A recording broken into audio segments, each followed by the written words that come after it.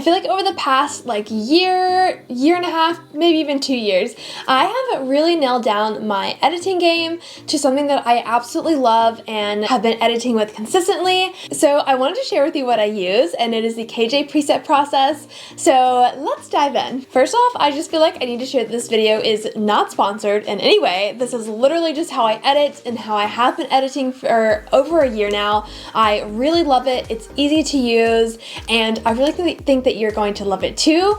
If you are looking for a new type of like preset or just how to edit in general, I've absolutely been loving the KJ preset process. It's more than just clicking one button and slapping a preset on your photo.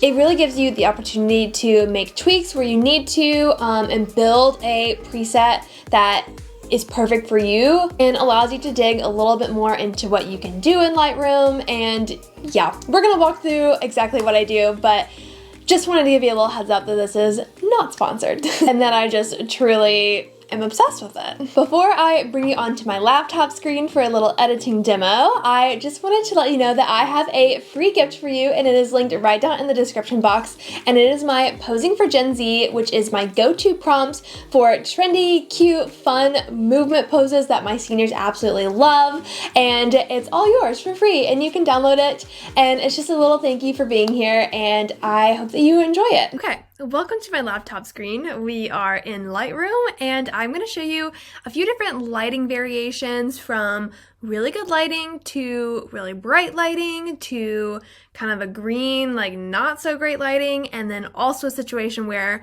we were fully in the shade, had no sort of like glow or even much like secondary light coming in. So let's just go through. Okay, so this photo here is just what I would consider like a very standard lighting situation that I choose to be in, and super easy to edit. So what I'm going to show you is over here on the left hand side of your toolbar. Let me move my face. Ooh, fun. We have the preset toolbar over here, and you can see all of these. There's like 4 different sections for the KJ preset, and there's no right or wrong way to do this. I'm just going to show you how I personally typically edit all my photos, because I've been getting asked this question. So let's go through. So I typically will start with either a light 1 or light 2. For this one, I feel like we only need a light 1. From there, I come down to step number 2, and I will typically do a highlight saver. I will brighten the shadows, and I add a contrast boost. Adding the contrast boost is what's going to give me that just nice, bold kind of pop to my photo. And then for my third step, I typically will do the golden warm. For this one, that's honestly a little too golden. So I could do cool down, which makes everything just feel a little bit more cooler, more like green and blue toned. But let's just see. Honestly, I think when I edited this session for real, I didn't even click on one of these, but for the sake of this video, I might click on the golden warm, and then over on my right hand side in the basic editing toolbar, I would just drag down that golden warm just because she is looking a little bit orange. So let's say I bring that down. I'm like really gonna bring it down because it's too orange for my taste. But I could also come just to my temperature little toggle and cool it down just a little bit more. I love that. And then for this one, I probably wouldn't, just because it's already so colorful, but for a lot of my photos, if you've been on my Instagram, my website, I love colorful, bright photos, and so a lot of times I will come over to step number 4 and click on the color boost number 1 just to add all that color in, and actually I really love that, but I am going to take it down like 2 or 3 notches. And when you come over back to the right hand side to your basic toolbar, you can bring down the vibrance and the saturation, because that's what's getting boosted when you click on the color boost over on the left hand side. So with this image, I would probably crop it in just a little bit, get rid of some of those weird like black lines up the top, just create a little bit better composition. I'm putting her on my rule of thirds, and that's beautiful. I love it. Now, one other thing that I do add to my photos that's not like necessarily in the KJ preset process is I come down to the detail tab and I will sharpen them just a tiny bit. And I also like to bring up the luminance, and bringing up the luminance just gives it that really like blended, almost kind of artsy vibe. There are some fine art photographers that really boost that up to where everything just looks like melted and painted together. I don't like to do mine so much on that end, but I do like to boost it up just a tiny bit to give it just a little bit of a higher end feel and kind of look to it. But literally that's as far as I'll go on boosting up the luminance. So I would consider this photo done. I might come back over and bring the highlights down just a tiny bit. And yeah, but I love that. I think that's really beautiful and that matches my style perfectly. And then I'm done. But let's go to the next image because this photo was taken in not so great of lighting. But let me walk you through how I would edit this. So I would come over step number 1, I probably would do light number 2 for this one. Let's see. Obviously, let me scroll through. You can see some of the how the others would affect it. I'm not going to do the bold because I know I'm going to get that pop when I add the contrast. So let's just start with light number 2. I'm going to come down to step number 2. I'm going to do a highlight saver for sure. Let's do the highlight saver number 2. For shadows, I actually might darken the shadows just because without it, they're a little bit hazy, a little bit blue, and this will help with a little bit of the pop and the boldness. So I'm going to do a shadows darken for this one as well as my contrast boost. Come down to step number 3, and for this one, I'm going to do golden warm. I personally love bright green in my photos. I do love the cooler greens, and kind of depending on the session and the lighting, sometimes I will do the cooler greens, but for this one, she's wearing bright colors in all of her outfits. It was a super sunny day. The location we're shooting at was very colorful with flowers and greenery. So I'm going to do the just like green pop in these photos. And let's see, color boost. Yeah, I'm going to do a color boost for this one as well, but I'm definitely going to bring this down, especially those greens. So coming over to my basic tab, I'm actually going to bump the exposure up on this one just like 2 notches and adjust the highlights a tiny bit. I might even touch up the shadows a little bit, open those up a little bit more. And I'm also going to touch the dehaze tab, which is, if you remember in our original photo, it's a little bit hazy. But with the dehaze, that's just gonna make the darks extra crispy and just kind of get rid of that just like soft fuzziness from the haze. Now, looking at the colors, this is very saturated, very colorful. I'm absolutely gonna bring down the saturation a tiny bit, but focusing on the greens, because these greens are a little too green for me. I'm going to come down to my color mixer and just drag the green down a little bit just to desaturate them some. I'm also going to touch the hue and make them a little less blue, a little more yellowy green. I'm going to go very slow.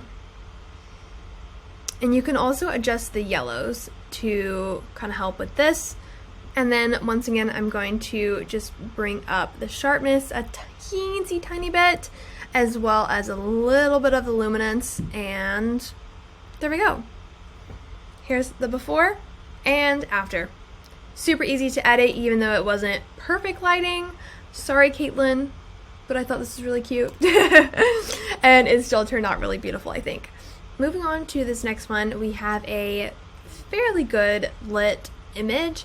This location, she was under a little gazebo. She's got the glow. It's a little bit splotchy, like on her hair and arm, but she's got great light coming in right in front of her, nothing blocking it, no like weird reflections happening. So let's edit this one. Obviously starting with step number 1, I'm gonna come and do light number 1, pretty much as always, do a highlight saver, Gonna open up the shadows a little bit, add my contrast, and this is coming down to step number 3. For this one, I might actually do a peachy warm. I like the golden one. It's looking a little green. Let's just do the peachy warm just to mix it up a little bit. And I would probably add a color boost in this as well. Or maybe not. I like this, but we'll touch up the saturation. So coming over, I'm going to boost my exposure, bringing down the highlights and a little bit of the whites as well. I'm also going to come over to temperature and warm this up a little bit. It's looking a little blue. Some reflections coming through her hair from her dress being reflected up, the orange, just all the glow coming in through her hair, but we can touch that up later. I am going to bump up the saturation just to give this another little pop with the colors, touch the dehaze, and add my sharpen and luminance just a tad. I also would probably take this image into Photoshop just to get rid of all these little flyaways, but for the sake of this video, we're gonna skip that part.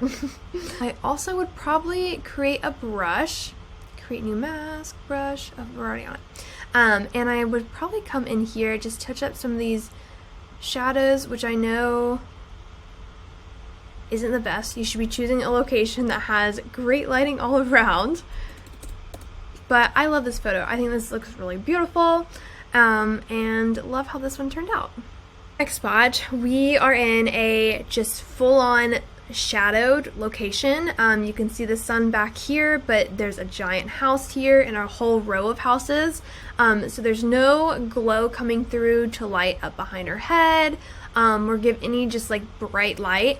And then in front of her, we've got a big row of trees and another row of houses, you know, like facing the road. So there's not much light to work with. We were in full shadow. So how I would do this to bring back in our pop and color and glow, let's start with step number 1. I'm going to brighten this up. Probably would do even the bright one just to bring in a little more pop. I'm going to do highlight saber number 1, as well as I might even do shadows brighten number 2, adding in our contrast, and do a golden warm. This is bugging me. I'm going to go ahead and straighten this. And I would also do a color boost on this one as well. It is looking a teensy bit of a green tint. So I'm going to come over back to our basics, bump up the tint just a little bit. I'm going to bring down the highlights just a tad, pop up our dehaze. That might have been too much. Bring just a teensy bit, bump up my luminance. I think that one looks great. So one more similar location, just even more in a kind of like shadowed in a corner. I'm going to start with my light 1 for this one, as well as my highlight saver. I'm going to open up those shadows, give a little contrast, and we'll do my golden warm with a color boost. Let's bring a little bit of pop into these leaves in the background, her skin tone, everything just needs it. Also, I'm going to crop this in a little too much negative space above her, as well as I don't like how you can see the edge of the door. I just want a clean background. Perfect. Gonna bring down the highlights, put up those shadows a tiny bit more, as well as bump up the tint so it's a little less green, and warm that up just a tiny bit more. Lights down, and perfect. So yeah, I think that's all I would do for this one. So that's pretty much how I edit all of my photos using the KJ preset process. It's just how I edit all my photos in general. I always use the KJ preset process and I love it. So Caitlin, I love you. Thank you for creating the KJ preset process. I love it so much. And I hope that this video was helpful for you guys. If it was, please give it a little like, comment down below what you love, if you have any questions. And if you haven't subscribed yet, please subscribe. That would mean the world to me. And I will see y'all next week with another video. Bye!